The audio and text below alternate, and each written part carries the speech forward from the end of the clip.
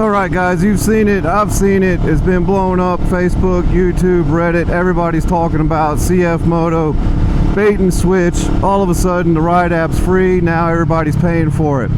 Let's dive into what's really going on.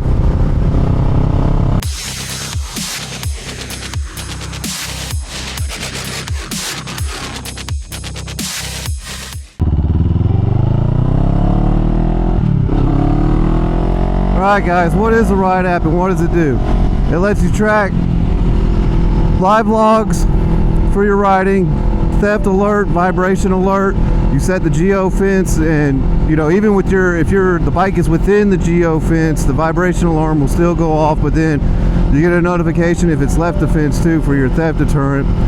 And then you also get over-the-air updates. But the funny thing is over in America, we don't get over-the-air updates. More on that in a minute. So the Ride app is hooked up to your telematics box in the bike, also known as the T-box. Well, over in America, some bikes come with it and some bikes don't. You need to look at your VIN and get with your dealer and find out if they come with it or not. If you guys over in America remember, the 450SS had a recall on the rubber mounting. I don't know if they were grommets or whatever, but something was up with the rubber mounts that held the T-box on the 450SS. Okay, so that being said, so if you're in some countries, CFMoto's now putting up a paywall. Well, to run that service, what do you need to run that type of service? You need cellular data and you need cloud service. So if CFMoto is selling more bikes, they need more cellular service and they need more cloud servers to hold that information. So they're not saying it's about greed, it's probably more so about growth. And it's probably gotten to the point to where they're not going to write off the expenses anymore, if in fact they were even writing it off to begin with. It's just speculation on my part, right? But it's a good sign if they're charging for it, because it should reflect growth in my opinion. But I know you guys overseas and in other countries are really pissed because you got it for free, now all of a sudden you got to pay for it. I think if you want the standard service and the Moto Play, you're looking at about 50 bucks a year. Correct me down below in the comments, state where you're from and what you're looking at paying. So back to my guys here in America, that's where I want to focus on, is the CF Motors in America. None of this applies to us, all right? And it's deeper than CF Moto. You got to think Huawei phones, DJI, cars. There was something else that was Chinese related that I can't remember that. Oh, TikTok, yeah, duh, your TikTok. So just like all this stuff that's coming out of China, if it can report back to China, America is not letting it fly. And that is why we are free right now.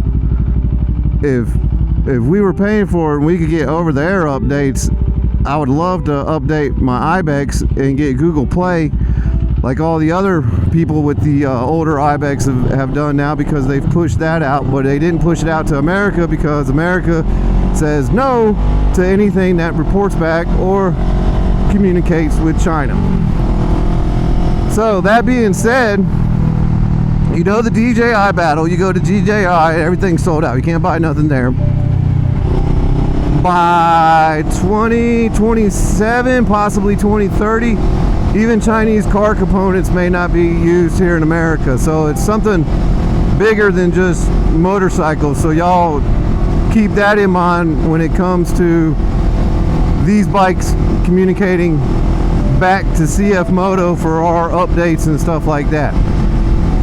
So we'll probably never see them. So, you know, if you're thinking, oh, CFMoto's not even shipping bikes to America with T-boxes anymore, that's not accurate. You know, you need to look at the VIN, talk to your dealer and see if your bike came with one or not. Now another thing that I want to talk on is everybody getting angry and upset about this because, oh, they got it free, now they got to pay for it. I mean, this stuff's been going on for a while. I blame Adobe and Photoshop starting the whole subscription thing, but think about it, SiriusXM. Okay, let's back up. You guys across the pond, you let me know how your stuff goes, because this is all strictly American based, right? Sirius XM, you get 3 years for free and then you got to pay for it. There's other services on cars that you get a year for free and then you got to pay for it. So it's no different than that. In fact, I think BMW did the same thing CFMoto did. Here's a whole bunch of stuff cool for free. All of a sudden, boom, now you got to pay for it. I mean, you know, it is what it is.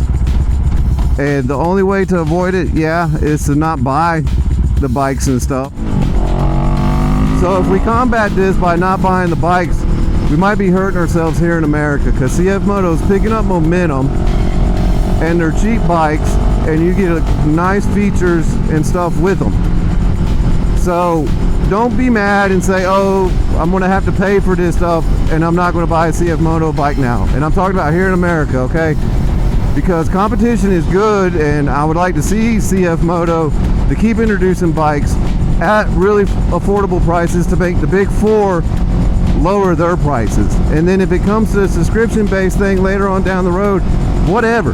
I assure you guys, the app is not that cool, at least in America. I mean, it says you lean, okay, but it doesn't give you left or right degrees. It doesn't give you max degrees or anything.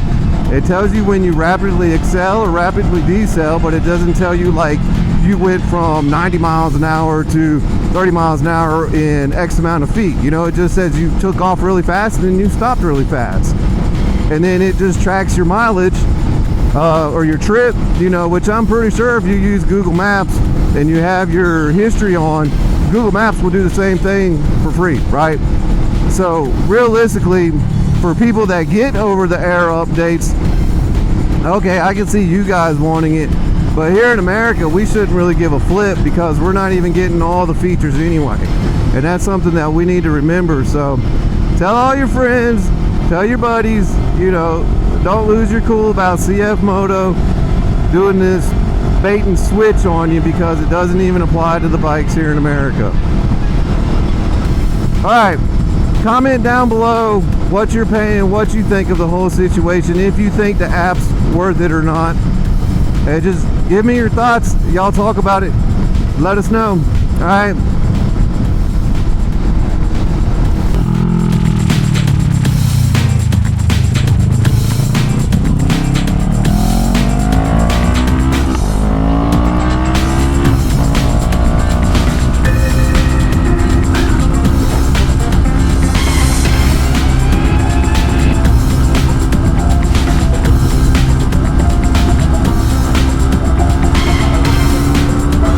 alright guys, be sure to hit that thumbs up button and that subscribe button, and tune in for the next one, where we'll be taking the Ninja down to Panama City Beach, Florida, doing just over 540 miles in a day.